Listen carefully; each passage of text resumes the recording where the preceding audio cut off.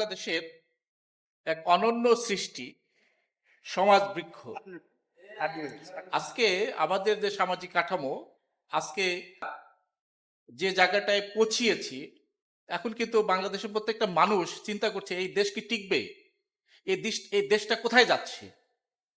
অর্থাৎ অপরাজনীতির এমন একটা জায়গায় পৌঁছিয়েছে যেটা মানে আমাদের প্রত্যেকটা নাগরিককে ভাবিয়ে তুলছে যে আমরা কোথায় যাচ্ছি, আমাদের ডেস্টিনেশন কি, আমাদের নেক্সট জেনারেশন কোথায় যাবে।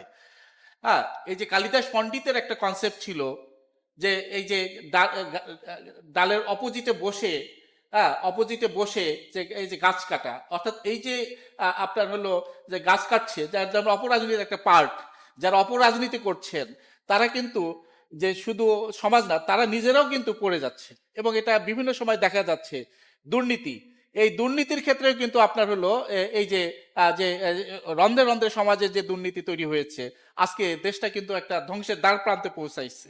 এবং আরেকটা কুশিক্ষা, আজকে কুশিক্ষা আমাদের মধ্যে বিভিন্ন রকম যে পারস্পরিক যে আমাদের মধ্যে ঝগড়াবোধ বা যে যে সংস্কৃতির যে বিকাশ নাই, একজন আরেকজনকে আমরা সহ্য করতে পারি না, এটা কুশিক্ষার অভাবে, ভেজাল, ভেজালের মধ্যে আমাদের এমন একটা পর্যায়ে আমরা পৌঁছে গেছি যে প্রত্যেকটা খাদ্যে আমাদের কিন্তু ভেজাল তৈরি হচ্ছে।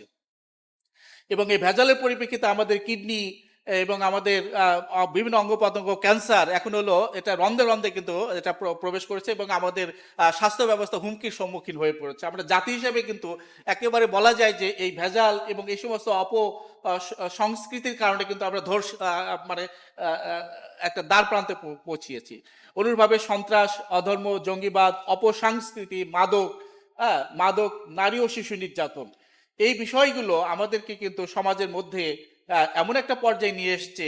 এবং এটা যদি প্রত্যেকটা মানুষ আমরা যদি সচেতন না হই, আমরা যদি সচেতন না হলে আমাদের এই একটা ব্যক্তি, একটা রাষ্ট্র, এটা কিন্তু বা কোনো একজন রাষ্ট্রপ্রধান এসে কিন্তু এই কাজটা সুসম্পন্ন করতে পারবে না।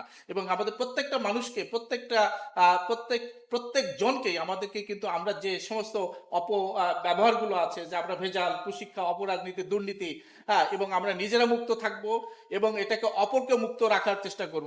আমরা যদি সবাই সম্মিলিতভাবে আমরা যদি এটা নিয়ে বাংলাদেশের প্রত্যেকটা মানুষ যদি আমরা যদি সচেতন না হই, তাহলে কিন্তু আজকে আমাদের একটা সময় গিয়ে সমাজটা ধ্বংস হয়ে যাবে এবং তাতে রাষ্ট্র আমাদের টিকে থাকতে পারবো কিনা বাংলাদেশে। এবং আগামীতে যে ধরনের এলিমেন্টস গুলো তৈরি হচ্ছে, সে তৈরি হওয়ার পরিপ্রেক্ষিতে কিন্তু বাংলাদেশ কিন্তু হুমকির সম্মুখীন হয়ে পড়ছে। তা আমি সবাইকে উদাত্ত আহ্বান জানাবো, আসুন আমরা সবাই মিলে একত্রিত হয়ে দেশটাকে আমরা গড়ি। এই সমাজটা আমাদেরই এবং আমরা প্রতিনিয়ত এই সমাজে আমাদেরকে বাস করতে হবে। অনেকেই আমরা বাংলাদেশে সবাই দেশের বাইরে যেতে পারবে না, মানে একটা অংশ বাইরে যেতে পারবে, কিন্তু আমাদেরকে বাংলাদেশেই থাকতে হবে এবং নেক্সট প্রজন্মের জন্য আমাদের একটা সঠিক বাংলাদেশ গঠন করতে হবে।